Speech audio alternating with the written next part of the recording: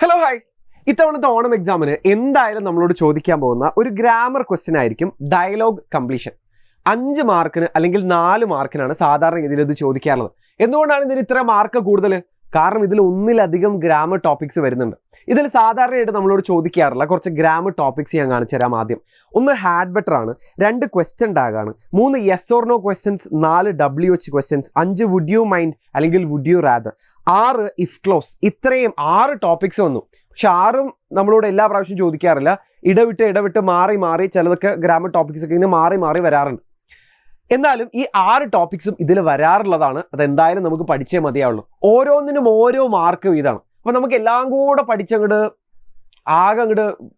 വെറുക്കണ്ട. ഈ ടോപ്പിക്ക് തന്നെ നമുക്ക് അങ്ങോട്ട് വെറുക്കണ്ട. നമുക്ക് ഓരോന്നായിട്ട് പഠിക്കാം. ഒന്നാമതായിട്ട് ഇന്ന് നമ്മൾ പഠിക്കാൻ പോകുന്നത് ക്വസ്റ്റ്യൻ ടാഗ്സ് ആണ്. എന്തായാലും ഓണം എക്സാമിന് ചോദിച്ചിരിക്കും. സാധാരണ രീതിയിൽ നമുക്ക് ഇതുപോലെ ഇരിക്കും നമ്മുടെ ഡയലോഗ് കംപ്ലീഷൻ ക്വസ്റ്റ്യൻ. ഇപ്പോൾ ഇവിടെ ഒരു 2 പേരുള്ള കോൺവെർസേഷൻ ആണ് നമുക്ക് ഫില്ല് ചെയ്യാൻ തന്നിരിക്കുന്നത്. അതിൻ്റെ ഇടയിൽ കുറേ ഇങ്ങനത്തെ ബ്ലാങ്ക് സ്പേസുകൾ നമുക്ക് കാണാൻ പറ്റും. ആ ബ്ലാങ്ക് സ്പേസുകളാണ് അനുയോജ്യമായി അപ്രോപ്രിയേറ്റ് ആയിട്ട് നമ്മൾ ഫില്ല് ചെയ്യുന്നത്. അപ്പോൾ ക്വസ്റ്റ്യൻ ടാഗിൻ്റെ ഒരു ഭാഗം നമുക്ക് എങ്ങനെ മനസ്സിലാക്കാൻ പറ്റുന്നതാണ് ഞാൻ കാണിച്ചു തരുന്നത്. മിക്കവാറും ആദ്യത്തെ ഫിൽ ഇൻ ദ ബ്ലാങ്ക്സ് തന്നെ ക്വസ്റ്റ്യൻ ടാഗ് ആയിരിക്കും ഫില്ല് ചെയ്യാനുണ്ടാവുക. ക്വസ്റ്റ്യൻ ടാഗ് എന്ന് പറഞ്ഞാൽ തന്നെ എന്താണെന്നുള്ളത് ഈ ഒരു സെൻറ്റൻസ് വായിച്ചാൽ നിങ്ങൾക്ക് മനസ്സിലാവും. ഇവിടെ ടീച്ചറും സ്റ്റുഡൻറ്റും തമ്മിലുള്ള ഒരു കോൺവെർസേഷനാണ്. അവർ തമ്മിൽ സംസാരിക്കുന്നതാണ് നമുക്ക് ഫില്ല് ചെയ്തെടുക്കേണ്ടത്. അപ്പോൾ ടീച്ചർ പറയാണ് U haven submitted your homework എന്ന് പറയുന്നു. നീ നിൻ്റെ ഹോംവർക്ക് ചെയ്തിട്ടില്ലടാ എന്ന് പറയുന്നു. ഇവിടെ ഒരു ഡാഷും ഒരു ക്വസ്റ്റ്യൻ മാർക്കും കാണുന്നുണ്ട്. അതിന് സ്റ്റുഡൻറ്റ് മറുപടി പറയാണ് നോ സർ, ഞാൻ ചെയ്തിട്ടില്ല എന്ന് പറയണം. അപ്പോൾ ടീച്ചർ സ്വാഭാവികമായിട്ടും എന്തായിരിക്കും ചോദിച്ചിട്ടുണ്ടാവുക? നമ്മളിങ്ങനെ പറയാറില്ലേ, നിൻ്റെ വീട് കോഴിക്കോടാണ് അല്ലേ, അല്ലെങ്കിൽ നീ ഇപ്പോൾ ഭക്ഷണം കഴിച്ചിട്ടാണ് വരുന്നത് അല്ലേ. ഈ അല്ലേ എന്ന് പറഞ്ഞൊരു ഭാഗം ഉണ്ടല്ലോ, അതായത് നമ്മളൊരു ആദ്യം ഒരു സെൻറ്റൻസ് പറഞ്ഞിട്ട് പിന്നെ അല്ലേ എന്നുള്ളൊരു സാധനം, ഒരു ക്വസ്റ്റ്യൻ, അതിനെയാണ് നമ്മൾ ക്വസ്റ്റ്യൻ ടാഗ് എന്ന് പറയുന്നത്. ഇപ്പോൾ ഇവിടെ നോക്കിയേ, നീ നിൻ്റെ ഹോംവർക്ക് ചെയ്തിട്ടില്ല അല്ലേ എന്നുള്ളൊരു ഭാഗമാണ്. ഈ അല്ലേ എന്ന് പറഞ്ഞ ഭാഗമാണ് നമുക്കിവിടെ ഫില്ല് ചെയ്തെടുക്കേണ്ടത്. അപ്പോൾ മലയാളത്തിൽ നമുക്ക് എല്ലാത്തിനും അല്ലേ എന്ന് പറഞ്ഞാൽ മതി. നീ അങ്ങോട്ട് പോവുകയാണ് അല്ലേ, നീ ഇങ്ങോട്ട് വരികയാണ് അല്ലേ, നീ നാളെ ലീവായിരിക്കും അല്ലേ, എല്ലാത്തിനും അല്ലേ എന്ന് യൂസ് ചെയ്താൽ മതി. പക്ഷേ ഇംഗ്ലീഷിലേക്ക് വരുമ്പോൾ നമ്മൾ യൂസ് ചെയ്തിട്ടുള്ള ഓക്സിലറി വെർബ് ഏതാണോ അല്ലെങ്കിൽ വെർബ് ഏതാണോ അതിനനുയോജ്യമായിട്ടുള്ള ക്വസ്റ്റ്യൻ ടാഗുകൾ മാത്രമേ നമുക്ക് ഫില്ല് ചെയ്യാൻ പറ്റുള്ളൂ. ഈ അല്ലേ എന്ന് പറയുന്നതിനാണ് നമ്മൾ ക്വസ്റ്റ്യൻ ടാഗ് എന്ന് പറയുന്നത്. പക്ഷേ ഇംഗ്ലീഷിലേക്ക് അവിടെ യൂസ് ചെയ്തിട്ടുള്ള ഓക്സിലറി വെർബിനനുസരിച്ചിട്ടുള്ള അല്ലെങ്കിൽ ഈ സെൻറ്റൻസിൽ കൊടുത്തിരിക്കുന്ന ഓക്സിലറി വെർബിനനുസരിച്ചിട്ടുള്ള ക്വസ്റ്റ്യൻ ടാഗ് മാത്രമേ നമുക്ക് ഫില്ല് ചെയ്യാൻ പറ്റുള്ളൂ. അപ്പോൾ സ്വാഭാവികമായിട്ടും നിങ്ങളുടെ ക്വസ്റ്റ്യൻ ഇവിടുത്തെ ഓക്സിലറി വെർബ് എന്താണ് എന്നുള്ളതാണ്. നമുക്ക് നോക്കാം. നമുക്ക് കുറച്ച് എക്സാമ്പിൾസ് നോക്കിയിട്ടാണ് അത് പഠിക്കാം. ഈ സെൻറ്റൻസ് ഒക്കെ യു ആർ എ സ്റ്റുഡൻറ്റ് എന്ന് അവിടെ കൊടുത്തിരിക്കുന്നു. ഈ ആർഇൻറ്റ് യു എന്ന് പറഞ്ഞ ഭാഗമാണ് നമ്മൾ ഫില്ല് ചെയ്തിട്ടുള്ള ക്വസ്റ്റ്യൻ ടാഗ് എന്ന് പറയുന്നത്. അപ്പോൾ ഇതിൻ്റെ അർത്ഥം അല്ലേ എന്നുള്ള തന്നെയാണ്. നീ ഒരു സ്റ്റുഡൻ്റ് ആണ് അല്ലേ എന്നുള്ളതാണ് ഇതിൻ്റെ അർത്ഥം വരുന്നത്. എങ്ങനെയാണ് നമ്മളത് ഉണ്ടാക്കിയത്? ഒന്നാമത്തെ റൂള്, നമുക്ക് അവിടെ തന്നിരിക്കുന്ന ഓക്സിലറി വെർബ് എന്താണെന്ന് നോക്കാം. ഇവിടെ ആറാണ് നമുക്ക് തന്നിരിക്കുന്ന ഓക്സിലറി വെർബ്. ഇനി 6 മാത്രമേ നിങ്ങൾക്ക് കാണുന്നുള്ളൂ എന്നുണ്ടെങ്കിൽ അതിനെ നമ്മൾ പോസിറ്റീവായിട്ടാണ് കണക്കിലെടുക്കുക. അതിൻ്റെ കൂടെ നോട്ട് എന്നില്ല അല്ലെങ്കിൽ ആറിൻ്റ് എന്നൊന്നുമില്ല, 6 എന്ന് മാത്രമേ ഉള്ളൂ. അങ്ങനെയാണെന്നുണ്ടെങ്കിൽ നമ്മൾ അതിനെ ക്വസ്റ്റ്യൻ ടാഗ് ആക്കി മാറ്റുമല്ലേ, ആറിൻ്റ് എന്നുള്ളതാക്കി മാറ്റണം. അതുകൊണ്ടാണ് ഇവിടെ യു ആർ എ സ്റ്റുഡൻറ്റ് എന്നുള്ളത് എന്തായിട്ട് മാറി, ആറിൻ്റ് യു, നീ അല്ലേ എന്നുള്ളത് അതിൽ 6 എന്നുള്ളത് ആറിൻ്റ് എന്നുള്ളതായിട്ട് മാറി എവിടെ, ക്വസ്റ്റ്യൻ ടാഗിൽ. ഇനി രണ്ടാമത്തെ നോക്കിയേ, യു ക്യാൻ സിങ് വെൽ. അവിടെ ക്യാൻ ആണ് നമുക്ക് തന്നിരിക്കുന്നത്. ക്യാൻ എന്ന് പറയുന്നത് പോസിറ്റീവാണ്. അതുകൊണ്ട് നമ്മൾ അതിനെ എന്താക്കിയിട്ട് മാറ്റണം, കാൺട്ട് എന്നുള്ളതാക്കിയിട്ട് മാറ്റണം. ഇനി അത് കഴിഞ്ഞതിന് ശേഷം ഈ നമ്മളിപ്പോൾ ഓക്സിലറി വെർബിനെ പോസിറ്റീവ് ആണെങ്കിൽ നെഗറ്റീവ് ആക്കി, നെഗറ്റീവ് ആണെങ്കിൽ പോസിറ്റീവ് ആക്കി. അതാണ് റൂള്. അത് കഴിഞ്ഞിട്ട് നമുക്ക് തന്നിരിക്കുന്ന സബ്ജക്റ്റ് ഏതാണോ അതെന്നെ കൊടുത്താൽ മതി. ഇപ്പോൾ യു എന്ന് പറയുന്നതാണ് ഇവിടുത്തെ സബ്ജക്റ്റ്. അപ്പോൾ ആറിൻ്റ് കഴിഞ്ഞിട്ട് നമ്മൾ യു കൊടുക്കുക.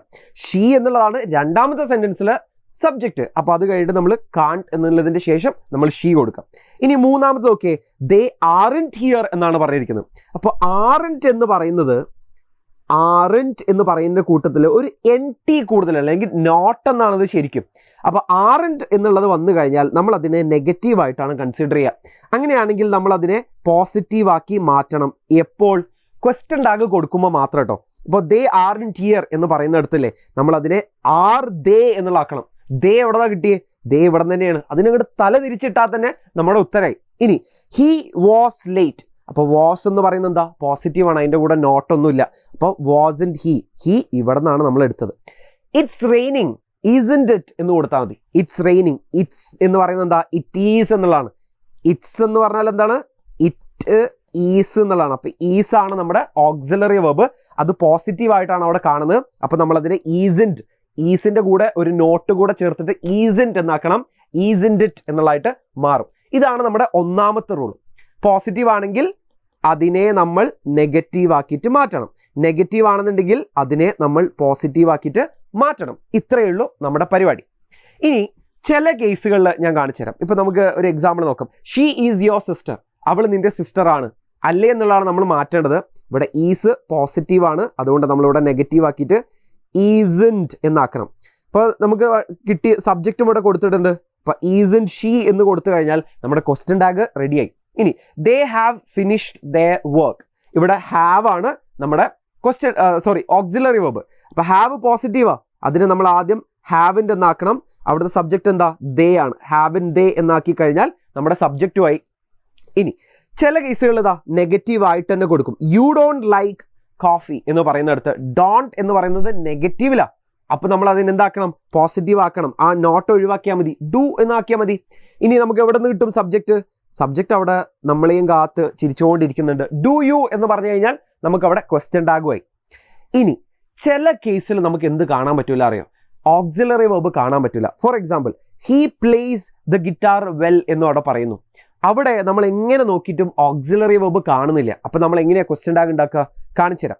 ഇപ്പോൾ ഈ പ്ലേസ് എന്ന് പറഞ്ഞാൽ അതിൻ്റെ അർത്ഥം എന്താണെന്ന് പറയാം. അല്ല വേണ്ട, നമുക്ക് തുടക്കത്തിനേ തുടങ്ങാം.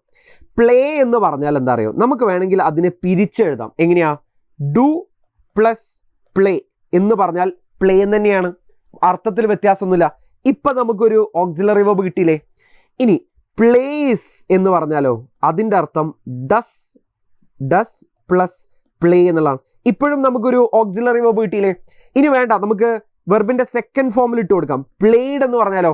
പ്ലേഡ് എന്ന് പറഞ്ഞാൽ ഡിഡ് പ്ലസ് പ്ലേ എന്നുള്ളതാണ് അതിൻ്റെ അർത്ഥം. അപ്പോഴും നമുക്കൊരു ഓക്സിലറി വെർബ് കിട്ടിയില്ലേ? അപ്പോൾ എല്ലാ വാക്കുകളെയും നമുക്ക് വേണമെങ്കിൽ പിരിച്ചെഴുതാം നമുക്കൊരു ഓക്സിലറി വെർബ് കിട്ടാൻ വേണ്ടിയിട്ട്. ഇവിടെ യൂസ് ചെയ്തിരിക്കുന്നത് പ്ലേസ് എന്നുള്ളതാണ്. പ്ലേസിനെ പിരിച്ചെഴുതി കഴിഞ്ഞാൽ അതിൽ നിന്ന് നമുക്കൊരു ഡസ്സിന് കിട്ടും. ആ ഡസ്സിന് ഇങ്ങോട്ടേക്ക് മാറ്റി എഴുതിയാൽ മതി.